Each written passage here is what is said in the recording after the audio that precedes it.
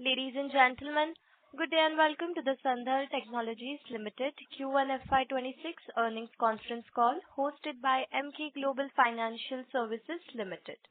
As a reminder, all participant lines will be in the listen-only mode, and there will be an opportunity for you to ask questions after the presentation concludes.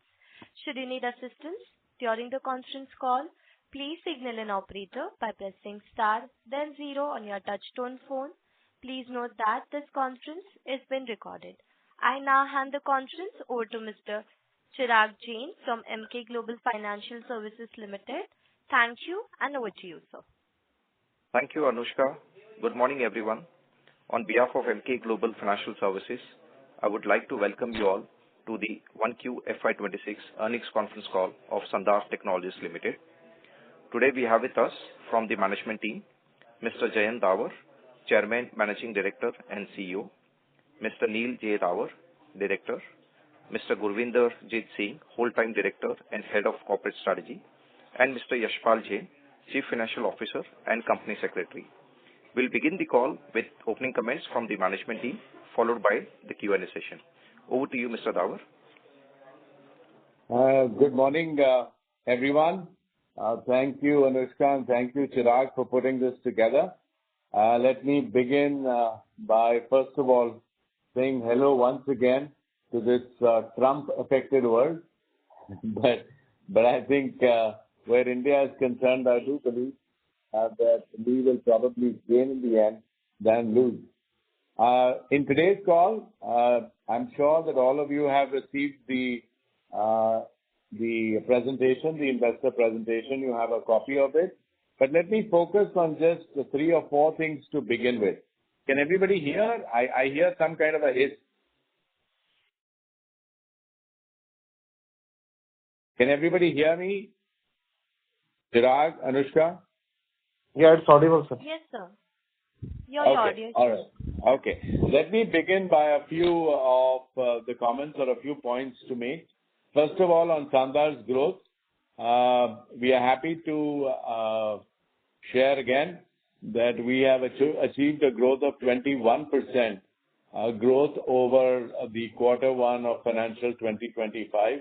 In fact, in the India business, that the growth is 22% at a consolidated level.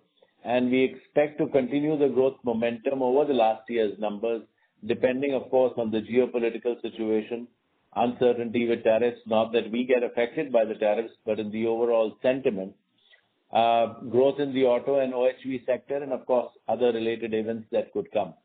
Our consolidated EBITDA stood at 9.18 in the current quarter versus 9.85 in quarter 1 of 2025. These are exceptional reasons. There is a reason of the foreign currency translation loss, which is notional, which is 4.5 crores. There is the commodity price impact in this quarter, which will be covered up, of course, in the next one, but that's close to 3 crores. We have a one-time old lag of power change cost in Mexico.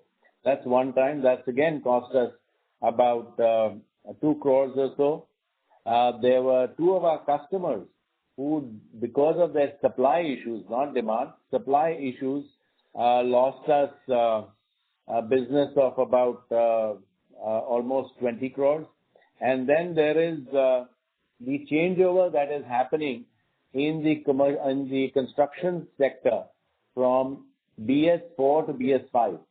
And that also put a stint on the sales for this particular quarter.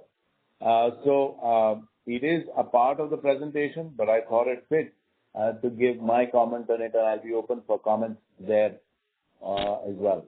In terms of joint ventures, the company has reviewed its strategy to continue in the JV business format. We are consolidating our business activities and focusing on core business. But I'm very happy to announce that besides the 2, one is Jinyang Sandhar Mechatronics and Kwangsung Sandhar Technologies, where we sold off our stakes in these companies. The balance JVs that we have are all profitable.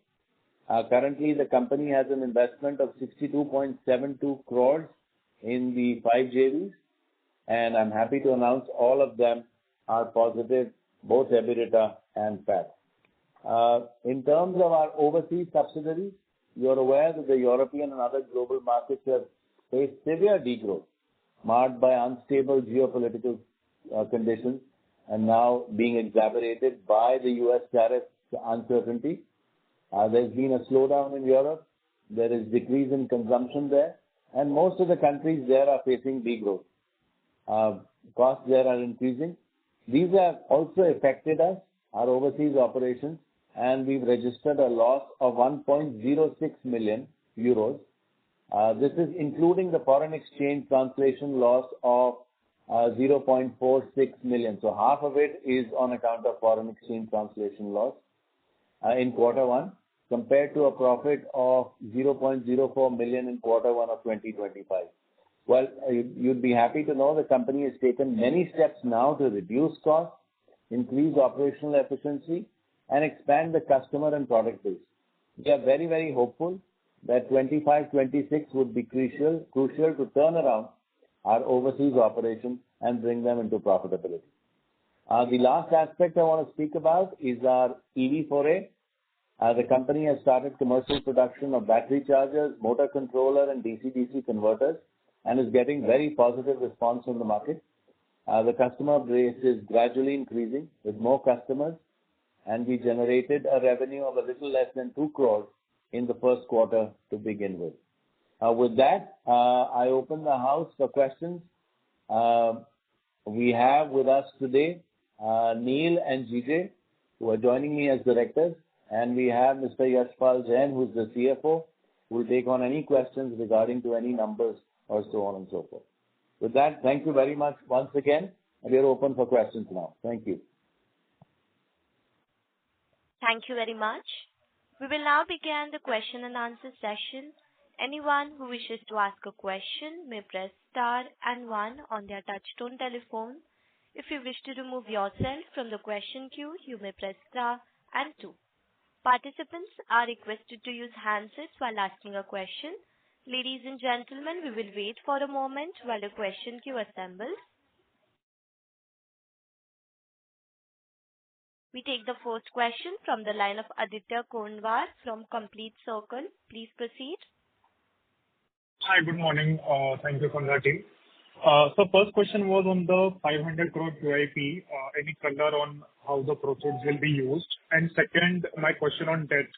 I know, of course, last Concall also Mr. Yashpal said the debt may peak a bit, but then still just wanted an update on the same. Thank you. Yeah, Yashpalji? Yes, sir. So, morning, Aditya. Replying to your first question regarding the QIP. So, we have put up a proposal to raise up to rupees 500 crores. And largely, we are focusing on some more acquisitions which may come up during the year. As you know, the validity of this approval from the shareholders is for a year. So, we thought to put it before the board to subsequently take it over to the shareholders. And the large part will be used, or I would say the major portion will be used for the further future acquisitions, as well as some acquisitions, as you remember, in the month of March we have done. And we are expanding those lines also to increase the capacities. So this is regarding the QIP. Coming to the debt portion, we had a gross debt of 862 crores as of June and a net debt of 825 crores. And I think as I have spoken in the earlier calls also last year, while doing an update on the Q4 FY24-25, the debt pressure might continue during this year because of the past acquisitions that we have done in the month of March and some of the new projects that are coming up. But yes, we tend to keep the debt levels of debt within the present limits. Actually, we don't want that it crosses 900 crores at any point of time. So we'll try to rationalize it between 850 to 900 crores at the maximum side. Thank you, sir. All the best. Thank you. Thank you. Before we proceed with the next question, a reminder to the participants, in order to ask a question, you may press star and 1 on your touchtone telephone. We take the next question from the line of Saurabh Jain from Sunidhi. Please proceed. Hello. Yeah, thanks for the opportunity, sir. I have few questions. To begin with, what was the revenue and EBITDA contribution from the acquired business of Sungram during the quarter? So the revenue was some above 100 crores. You can say it's around 103 crores for the quarter one. And as far as EBITDA is concerned, it was a EBITDA business, but at the PBT level, we have sustained losses. As I mentioned in the earlier calls, the cost has been higher. The EBITDA has been at a level of 4 crore rupees. It was around 4%. Because the operational costs, we started operations from 1st April 2025. And as I mentioned in earlier calls also, this year would be a little bit tough year because we are operating from a shared premises from the seller's premises itself, which is a common complex for other companies also. So might be this year, it would be at a break-even level by we close the year end. But yes, from next year onwards, it will be back to the normal margins that we expect from a die casting business. So break even at EBITDA level or? No, EBITDA level we'll try to sustain around 6.5% by the year end. EBT level can be a flat. EBT can be a flat level. Yeah. Okay.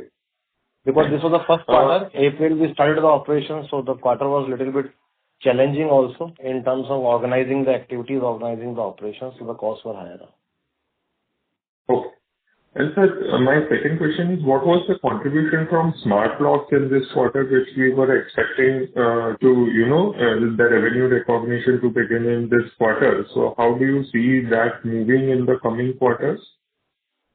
So like for a smart lock, it's just the beginning as we saw some pilot projects, pilot lots have been submitted to the customers. So you need to wait for year end, at least this year end, when the volume shoots up, because it's directly dependent on the sales of the OEs. From our side, we are ready to supply any quantity that they require. But as of now, for this first quarter, the volumes are quite, I would say, a test sample types. A very minuscule type of volumes are there for smart locks. And I think by the year end, the penetration should see, depending on how the country performs, how the consumer demand picks up and the preference of the consumers with respect to the models which are carrying the smart locks. Sir, coming to just to add to that, let me put it into perspective. We are looking at the first year expected volumes of smart locks are about between 60 to 70,000 numbers. That's helpful, sir. Yeah, 60 to 70,000 numbers for customer one, and about half of that for customer two. Okay. And that's for this fiscal FY26. That's right. That's right. And basically the offtake, while like Mr. Yashpalji said, the pilot lots have all been validated and are fitted onto vehicles.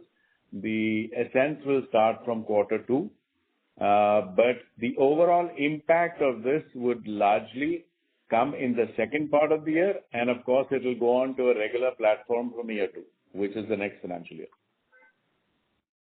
Great. Sir, coming to cabins and fabrications, which recorded a moderate degrowth. So was that due to the new norms with respect to air-conditioned cabins? Do you see this segment see a rebound? No, this has nothing to do with air-conditioned cabins. This has to do with the engine norms of BS4 to BS5. Okay. Okay. So BS4 to BS5, engine change, price difference. So the customers had built and supplied in the market with the BS4 vehicles. BS5 changeover is happening now. So when that happens, the entire ecosystem kind of changes. And therefore, we expect that I would expect from the next month onwards, probably, sales would get back into normal levels. Okay, so the pent-up demand of last 2 quarters should eventually make up for the rest of the year, right? That's difficult for me to say. That's difficult for me to say what the new demand is going to be, because the newer vehicles will also cost a little more.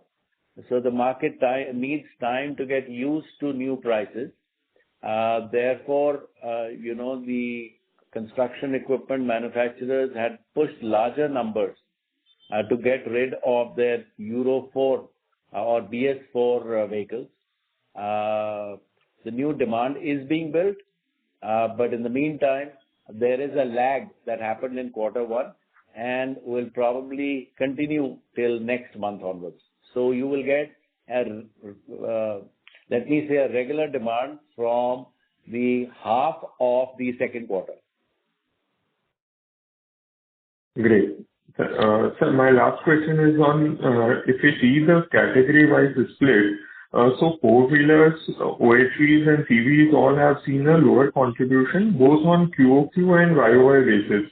So of course, that may be due to good growth in two-wheelers, but at the same time, if we see these revenues from four-wheeler, OHVs and CVs in absolute terms also, there has been hardly any growth. So how do you see this split shaping up for the full year and FY27, if you can comment on? I had started today's call with telling you that two of our customers had suffered their production on account of supply issues. For example, I can even name to some extent, let's say the business of Hero. They had supply issues, so they literally manufactured a little over half of what they normally do in the months of April and May. They, of course, are ramping up now and they don't want to change the business plan for the year. So I'm sure they will recover. But in the meantime, that suffering that happened in the first quarter affected all of us. Okay. And one small question, if I can squeeze in.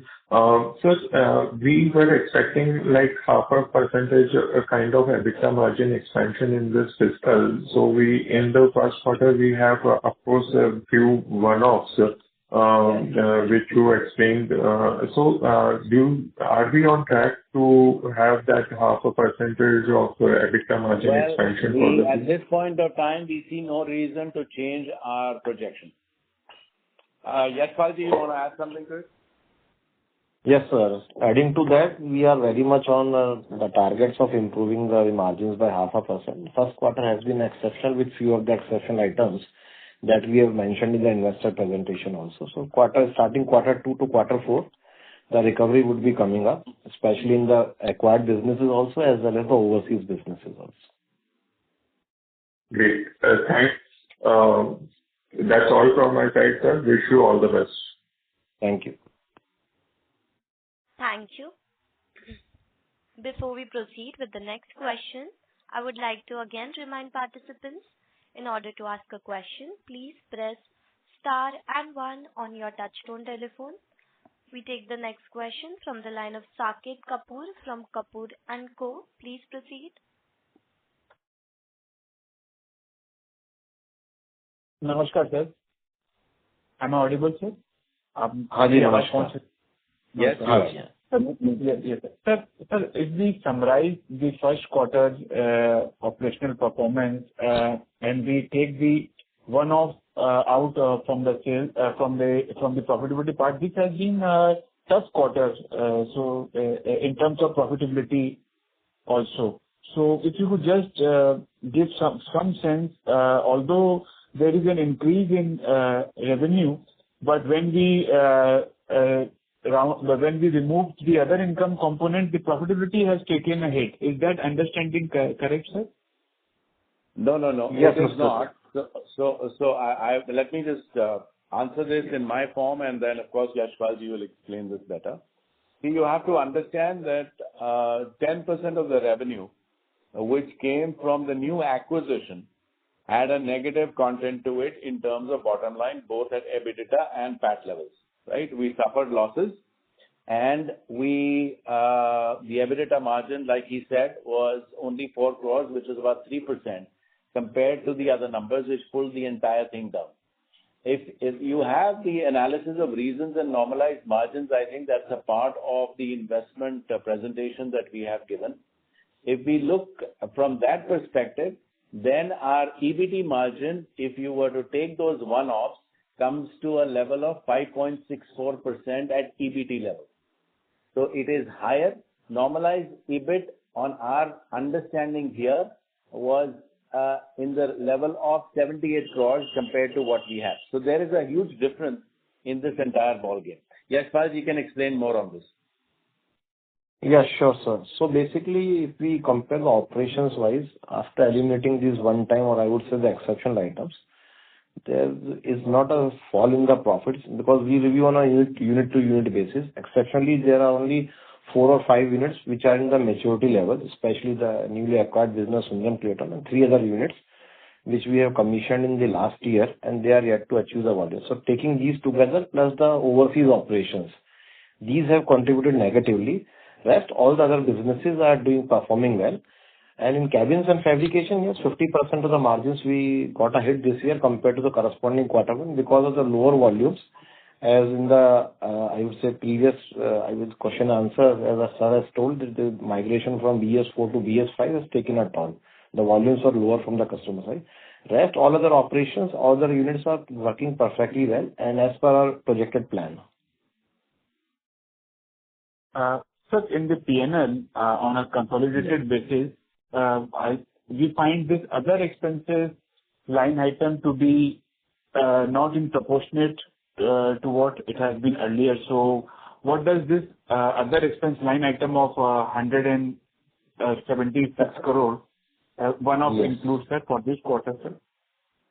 So like these also include the foreign translation losses also, one thing. Secondly, as we told... Hello? Yeah, please. Hello? Yes, sir. Yeah. Please continue.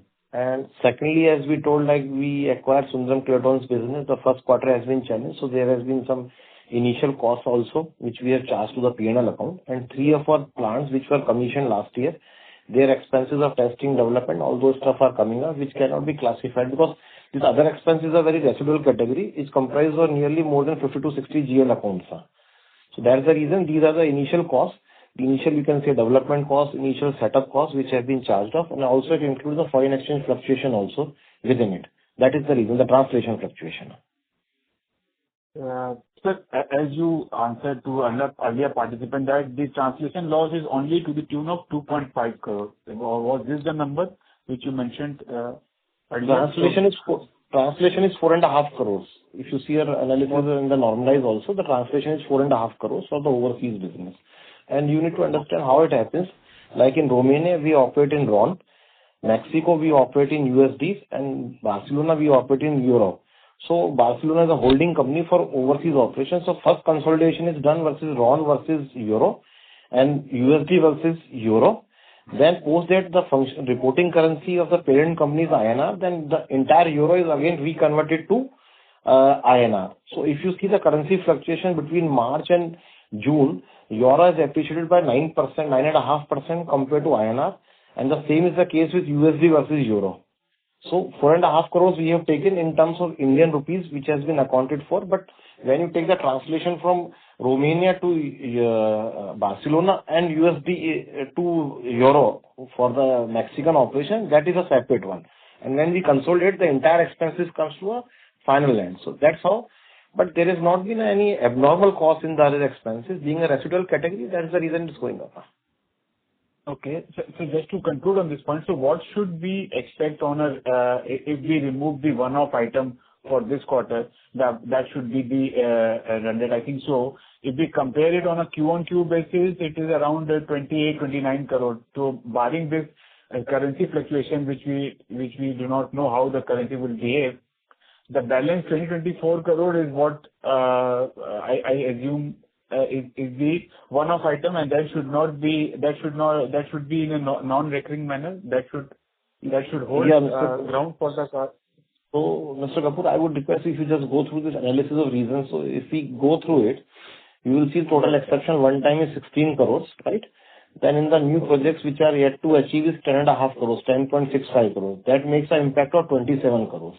So as our chairman also explained to the earlier participant that foreign currency translation loss, the 4.5 crores that we have shown, that is from the conversion from overseas to India. It all depends on currency size. If 100 rupees euro goes down to 90, this will be a reverse situation in the next quarter. Bearing the commodity price impact and the one-time power cost in Mexico, so the commodity price cost is depend because what happens is the customer reimburses us on basis of average price of the earlier quarter. And during the quarter, the buying price might be higher than the average price because the buying price of the current quarter. So it's a lag of one quarter which continues. But in case the commodity prices comes down, it will be a negative, I would say a positive impact in the coming quarter. Power cost is a one-time, non-recurring.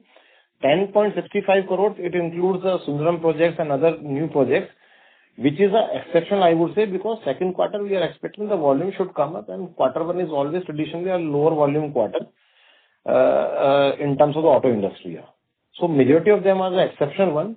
Bearing them, if we eliminate 27 crores, we are back to the normalized EBITDA margins, and I think they should continuously improve also.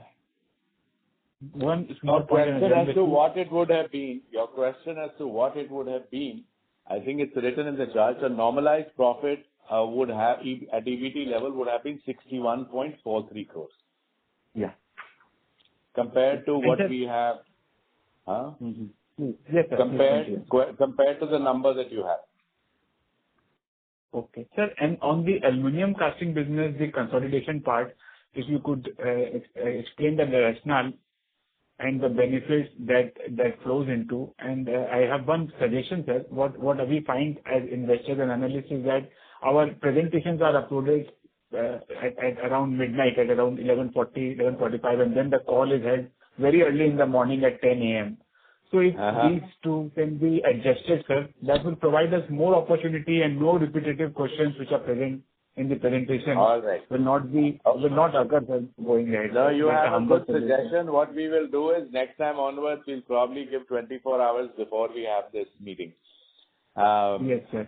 Because, the meeting was held yesterday. By the time we send our documents to SEBI and then prepare this, it obviously takes time. But next time onwards, we will make sure that we give a one-day gap before we have this conversation. What was your question, sir? On the aluminum casting business consolidation, if you could just explain the rationale and what the benefit we will accrue your goal. Yes. So what we are doing, sir, in the entire case scenario, we are consolidating businesses. So aluminum, which is now becoming a big entity, sheet metal, which is becoming a big entity, our automotive proprietary business, which is becoming a big category, and the fourth portion is the construction equipment. These are four being rationalized into large businesses. As such, these grew out of supplementary growth areas. So when we made locks, we started making zinc, then we started making aluminum parts and so on and so forth. But as we grew, we felt that there was an outside demand, and to meet that demand, when we started to grow these businesses, each one of them is now at considerable levels and are poised to grow much faster than some of the other businesses. So aluminum business, as you would see, I don't know what guidance we've given so far, but our internal business plan is literally to double from where we were last year. Similarly, sheet metal business, with the addition of 3 supplementary plants that have been put, is also growing at a level which is very, very aggressive. So we are developing these 4 verticals to grow much faster, and each vertical is being given the autonomy to become like an independent company. That, sir, is the case scenario where we will be able to use volume, scale, and growth and core competence of each business in a much better fashion than when we do it together as hybrids. Yashpal, you want to add something? Yes, sure, sir. So, Mr. Kapoor, as you remember, 3 years back, we were operating predominantly into locks and mirrors, our parent business, the proprietary business. And gradually then we started leveraging to the market in terms of the new products, die casting, sheet metal. And we did a capex investments also in these projects. Now the purpose of hiving off these businesses to the separate entities to create large size companies to take on the competitors and the market effectively. Because earlier we were working in the hybrid company, the parent company, Sandhar Technologies, we used to contain 4 different verticals. So now we are focusing on a specialized companies with the dedicated teams, looking and concerning and focusing on their specific areas. So while Sandhar has cast will be dedicated to die casting business for aluminum and zinc, and they can effectively take on and capture the market. The same is the aim behind hiving of the sheet metal business to Sandhar Engineering, so that they can effectively create a large fabrication company more focused on that. And while the parent company will continue to develop and market the technologically driven products. So this is how the strategy is. And we want to create value for our all shareholders in terms of creating these 3 to 4 entities who are very sizable in size, and they can take on the market share very effectively and can create I would say, a long-standing effect in the market in terms of the products that we are operating on. Okay. Sir, if I may just squeeze in one more on the CapEx and the new capacity addition for the year in the different vertical. What is the CapEx that we have outlined for the current year? How much have we spent for the first quarter? And the new capacity that will get commercialized during the year and its contribution to the total top line. So like in the first quarter, we have spent 101 crores, which includes the balance consideration of 50 crores that we have paid to Sundaram Clayton. As you remember, we bought it for 163 crores, 113 we discharged before March, and 50 we have discharged on 13th of April. Right. Another 50 we have added to our existing, which includes some portion to die casting also and some portion to the sheet metal business also. This year, in terms of more expansion plans, we are tending to spend something around 200 crores more. This includes, if you assume it would be 300 and minus the 50 crores was upfront that we paid to Sundaram Clayton. So effectively 250 crores of growth and as well as maintenance capex would be there. Okay. And the new capacity which will get commissioned or will contribute to the top line for this year, what are the new? New capacities would be ready by the year end. So effectively the contribution would be coming from the next year, because normally die casting, sheet metal, whenever we start making the plants or expanding the capacities, 6 to 7 months it takes to build up the capacities. Then the customer trials, verification, the development, cost, sampling, all these comes up. So effectively the revenue additions will be coming from FY26-27. Okay. And sir, any color you would give for this quarter? How are traditionally quarter two is for the company and the industry? Q1 is softer, as you mentioned in your opening remarks. Yeah. So going forward, how the Q2 is a monsoon affected quarter, but since we are present globally in many countries, so how should we look at Q2? And what we are hearing from the news daily is that the demand for the automobile has shrunk month on month. So will that have any effect or should be having effect on our business profile or our business program? If you could just allude to the same. I personally feel that the quarter two will be considerably better than quarter one.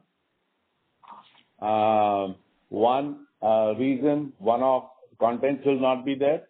Our businesses that had been set up in the last few years are stabilizing. The new acquisition itself is stabilizing. So I personally feel that we will get a much better and a considerable improvement over quarter one. Right. Sir, I'll join the queue for follow-up, but there is lack of awareness for investing community since the IPO. Valuations or the enterprise value have remained subdued. So I think with the variety of businesses and lines which we operate, more understanding for the investing community, I think so is the need of the hour, sir. Otherwise, the valuations are not aligned to what the other listed companies in the market are. So we should look into the aspects of what are the reasons why investors are not unable to figure out the value embedded in our company. And I think so, sir, you are coming with this QIP offering.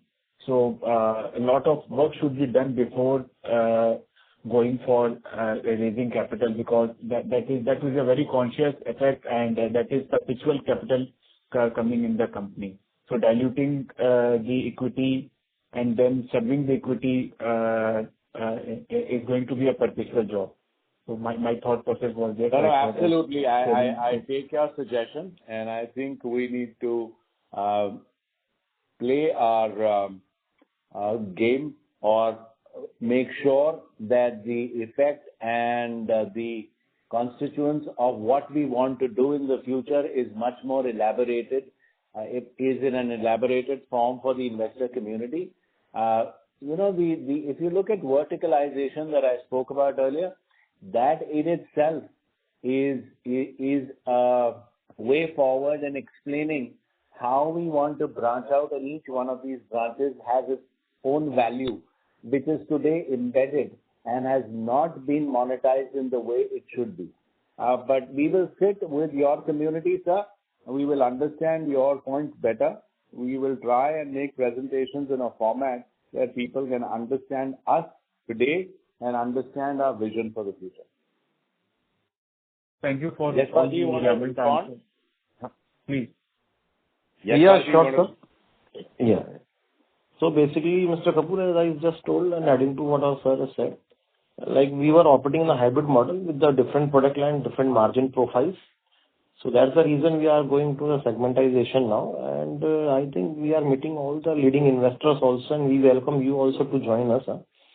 And nearly in a year, around 6 to 7 conferences we are attending and hosting also through our channel partners, the research partners. And coming period of time, by this year, we plan to do the entire restructuring so that we have a very clear picture and the plans of each of these companies, how they want to take on the market in coming period of next 5 years. So I think that will be very helpful for the investors to take a wise decision. And soon you will be hearing that, all these companies into die casting, sheet metal or a parent product, they will be running into good successes, and we are very positive on the same. Right. And we should look for IR also, sir, going ahead. Appointing an Absolutely. investor relation firm. Investor relation firm is also the need of the hour, because only for the team to handle these assets in such a big market on a day-to-day basis. I agree, Saket. I agree. Absolutely. In fact, you see, if you look at our business, maybe it's gone under the radar, but let's say die casting, where a few years ago, maybe till about 3 or 4 years ago, we were one of the 100 players, and now we are in the top 5. Similarly in sheet metal. So the jump has been dramatic, and we've taken advantage of the opportunities that have been presented to us. But I think we have not been able to present our vision properly to the investor community. And you're right, we will consider having an investment outside agency maybe, for investment relationship, and that will help us in broadening the overall scope and the reach to who we want to reach. Thank you. Thank you, sir, for all the elaborate answers. Sir, I missed your aluminum die casting business guidance. When we will be doubling the revenue in a year's time, or I think so 3% was contribution for the current year. So what should we look forward with this consolidation from the aluminum casting business growing for the next year? Yes, Raji, can we give them some reference on the business plan basis of what numbers it is for this year, including the new acquisition? Actually, we will be ready with this by the end of second quarter. We are waiting with more customer registration. So in the second quarter, in the call, we will be able to throw more light on the same. Okay. Okay, all right. Sir. Okay, sir. Thank you, sir. Thank you. We take the next question from the line of Preet from InCred Asset Management. Please proceed. Thank you, sir. Thank you for the opportunity. My first question would be in the line of revenue guidance, which you gave in the quarter 4 of around 14 to 15% of Sundram Platon. Is it, and I can see that in quarter 1 there was 7-8% of growth ex of Sundram Platon. So are you still maintaining this target? And if yes, then from which segment you see the growth will be driving?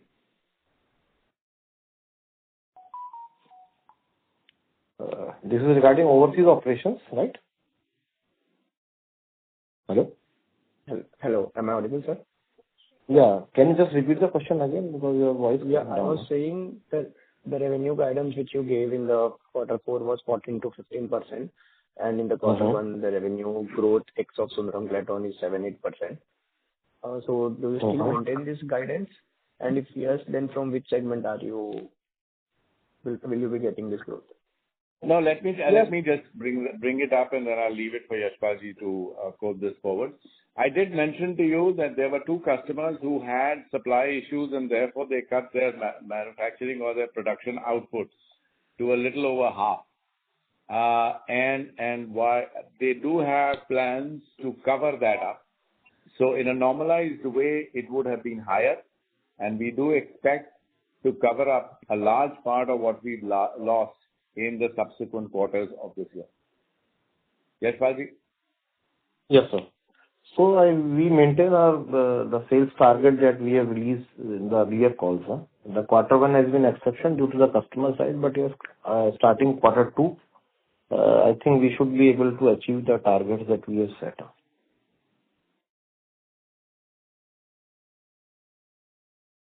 Okay. Hello? Thank you, sir. Yeah. Yeah. Thank you. And next question would be in the line of margin. You have guided for 50 basis point margin improvement. So I just wanted to ask, will it be ex-Sundaram plate-on business, or you are talking about reported basis? Like in FY25, we have done margin of around 10%. So 10.5% would be from ex of Sundaram, or it will be overall business? So like Sundaram, as I said to the earlier participant, would be not to our expectation that we expect the EBITDA in the current year, but still we have kept a target to improve by 0.5%. So which means anything starting up to 0.5%, we will try to improve it, including Sundaram Clayton. When we say 0.5%, it means the entire consolidated financials. We will try to improve up to 0.5%, starting from 10 bis to 50 bis basis. Any improvement would be there. Yes, the profits, or I would say the margins from Sandhar Clayton would not be up to that level in the current financial year, but there are other businesses who are doing good, so they should offset this the gap in the Sandhar Clayton margins. But I think up to 0.5%, anything between 10 bis to 50 bis, we should see an improvement in the current financial year. Okay, thank you, sir. Sir, my last question will be in the line of your long-term plans. Like now you have been doing 500 crores of QIP, and you are still planning to do inorganic acquisition. I just wanted to understand what is your aspire segment mix, say 5 years down the line. What kind of segment mix are you targeting to achieve? Which segments are your main focus areas? So I'll answer your question differently. Now our focus area would be those segments which could yield us higher margins, profitability and stability in the market, and a good ROC to our esteemed investors. So that is still open. We are evaluating all the segments within the industry, and we will choose the best one to utilize these proceeds as and when we go to the shareholders or the investors to raise this money. Got it. And if you can give the pecking order for the EBITDA margin in our segments, means what are the top EBITDA margin segments? So automotive business, locks and mirrors, is the oldest and the highest margin driven business in terms of EBITDA as well as EBT. Followed by? Followed by die casting. And I think by the year end, sheet metal will also come into the same line, because most of the projects they have achieved the maturity level, and they have shown a very good turnaround this year with a more than 50% improvement in their EBITDA margins compared to the corresponding quarter of the last year. Okay, got it. Thank you, sir. Yeah. And just one question. If you can mention segment-wise capacity utilization of all the segments. So capacity-wise, if you really ask me, like sheet metal, we are earlier operating around 60 to 65%. Now it has gone up to about 70%, 70 to 70%. And similarly, in others also, we are operating like around 60 to 70%. And as far as, because we operate in a different segments, the product natures are different, the lines in case of the assembly business are different. So specifically, if you ask me how many machines are running at what capacity, so it's I would say compared average figure. But yes, we have capacities to achieve the sales target that we have set, the revenue target that we have set for another 3 years of time. That much of capacities we have built up. And further, we will be going for some inorganic route also, as Chairman Sir has said. So that we will be evaluating. Thank you, sir. I'll join back in the queue. Thank you. Thank you. Thank you. The next question is from the line of Ashish Soni from Family Office. Please proceed. So regarding this acquisition which you are planning with QIP money, so any particular business line you are looking to diversify, and what's your typical parameters in terms of acquisition, in terms of ROC or margin accretive? What's your typical guidelines? So can you throw some light on that? So like this fundraising 500 crores, first is the first step towards going for any inorganic or a big investment. So we have sought the board consent. Now we'll go to shareholders approval. And once we get this approval, at the parallel, we'll be working on couple of opportunities in the organic space. But thing is that if those comes with a good valuations and as well as the good future prospects in terms of return on the investment of the acquisition price that we are paying, then we'll be considering. This QIP approval will be valid for a period of 1 year from the date of shareholders approval in the upcoming ensuing AGM, which is planned on 19th of September.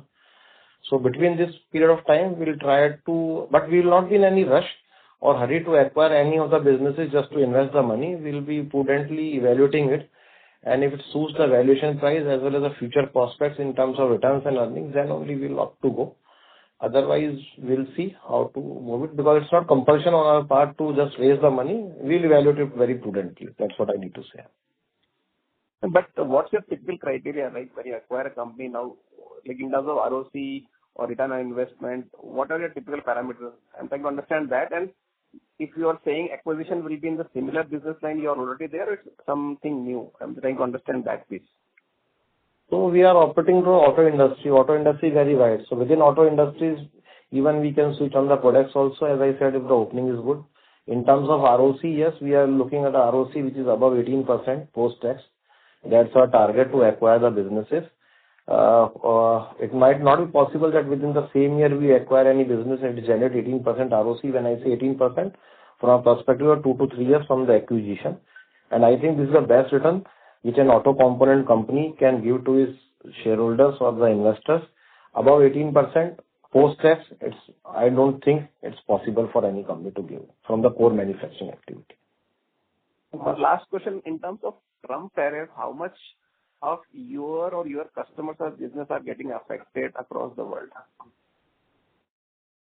So if you see a revenue mix, more than 89% is coming from Indian operations, which are not supplying directly to any US.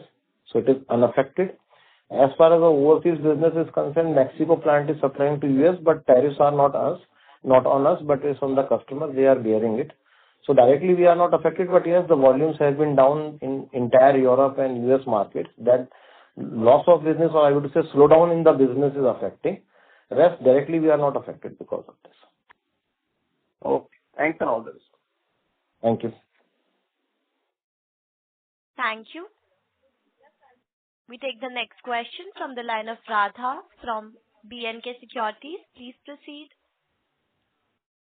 Hello, sir. Thank you for the opportunity.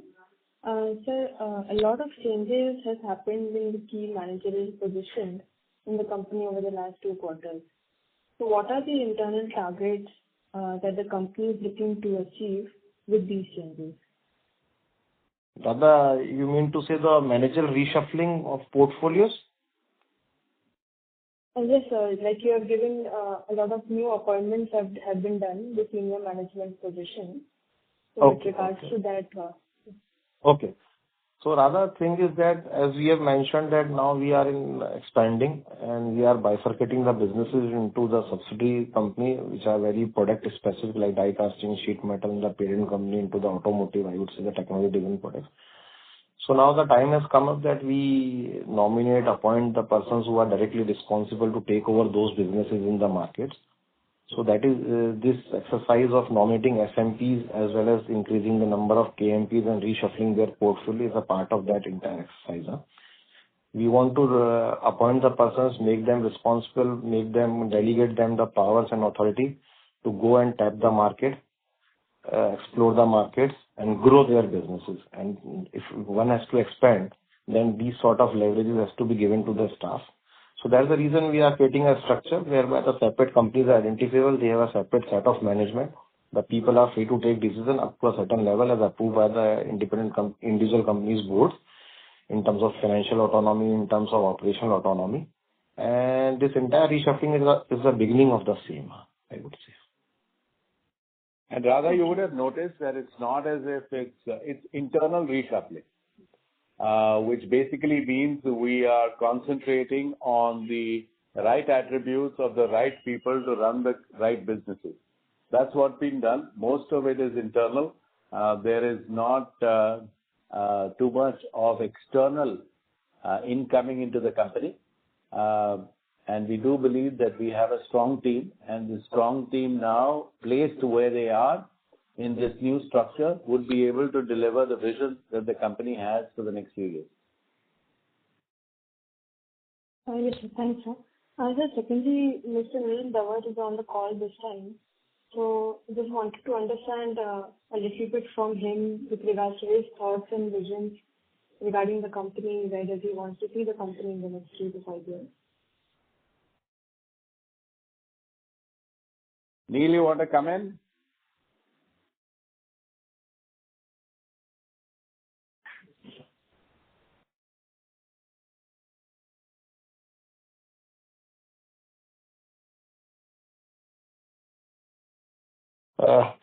Can I answer? I think.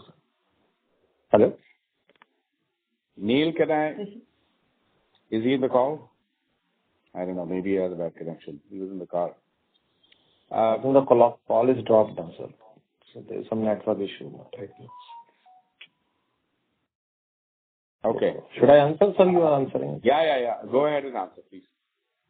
So rather, the question is that, like, you see, we are working on successions also within the managerial team. And Mr. Neil Dawar is a part of the promoter family also. And the purpose, he is aligned with the same vision that we are having as an organization. And he would be driving along with Mr. Jayan Dawar to achieve the vision of the organization. So his vision remains to be the same vision on which we are working as a management team. Rather, to answer your question in simple forms and supplementing what Mr. Yashpal Jain has said, the vision is not my vision or his vision or somebody's vision. It is the entire company's vision. And everybody is working in tandem to make sure that the future, as we explained to you in whatever form we could today, is those targets, both executively and in terms of delivery, are met with. Thank you, sir. So last question is, till date, how much have you invested in the EV products? So you mentioned that the customer feedback from the EV products has been good. So with regards to that, how much are you expecting in terms of revenue for the next 2 to 3 years from these products? So you are referring to the investments rather first. The first part was the investment that we have done in EV? Yes, sir, investments and next 2 to 3 years revenue targets. So investment as of date, including all the operational development costs, it is close to 21 crores that we have invested into the EV business. And largely, if you see, the entire money has gone in developing the products, paying some fees to the technological partners, and marketing expenses. So in the coming period of time, depending on the EV offtake within the country, they have orders, they have customers, but largely it all depends on the volume. But we are positive. But yes, 2 to 3 years, you can't assume that it can just cross 100 crores within a year. Would be a growth this year. This quarter, we have been just close to 2 crores of the revenue. Going with that, you can expect that the coming years would be good for EV. But as of now, it's very difficult to give any ballpark figure also for the EV. But product-wise, we are ready now. All variants of the product are ready, and now we are ready to penetrate them in the market. And we are reaching out to all customers, existing companies as well as the new age companies. Understood. Thanks and all the best to the team. Thank you. Thank you. We take the last question from the line of Preet from Incred Asset Management. Please proceed. Thank you for taking my question back. I would like to ask about the JVs. Like I've seen that in last 3 years you have exited 2 or 3 JVs. So are you planning to stay with all 5 JVs? And what was the revenue and EBITDA margin for Q1? And what do you expect in full year? Thank you. Sure. So I'll answer first, the second part of your question first. So this quarter, if you ask me the revenue of all these five JVs together, our share of revenue was 37 crores, the JVs, and they achieved a EBITDA margin of 10.72% and a PAT of 5.15%. So I think it's very decent one compared to double-digit margin in EBITDA and 5.15% in PAT. So as of now, all these JVs are performing very well. And as in the opening remarks, our chairman has said that we are evaluating the JVs, how they are performing, whether they are aligned with our motto and vision in the future. And at the right time, we will take the right decision. But as of now, yes, we are continuing with the five JVs. That's the truth.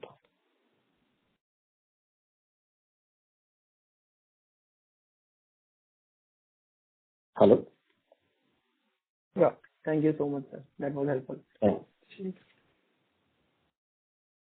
Thank you. As there are no further questions from the participants, I would now like to hand the conference over to the management for closing comments. Over to you, sir.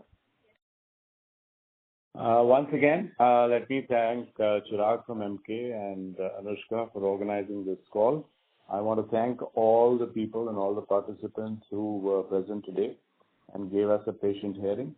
I want to assure them that there were a lot of suggestions that have come from you, and we would make sure that we listen to each one of them and see whichever ones are appropriate and make sense in the overall growth and vision of the company. We incorporate them accordingly. Thank you all once again, and look forward to having a chat with you again in the next quarter. Okay, with that, thank you all once again. Thank you.